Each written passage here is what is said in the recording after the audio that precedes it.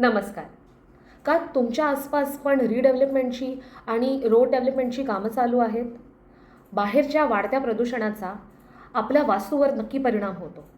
त्यामुळे वास्तू ह्या प्रदूषणापासून कशी काय आपण प्रोटेक्ट करू शकतो ह्या गोष्टीचा आपण आज विचार करूया.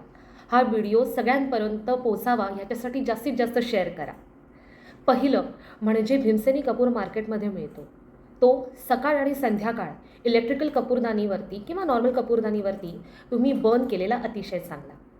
सेकंड म्हणजे आतमध्ये आपल्या आसपास इंडोर प्लांट्स जर तुम्ही लावले, घरी जर तुमच्या इंडोर प्लांट्स नसतील तर नक्की ते इंडोर प्लांट्स लावा.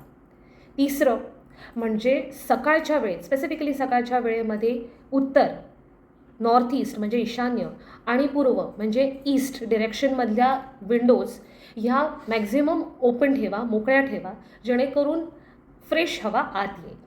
इति वास्तुवाचन.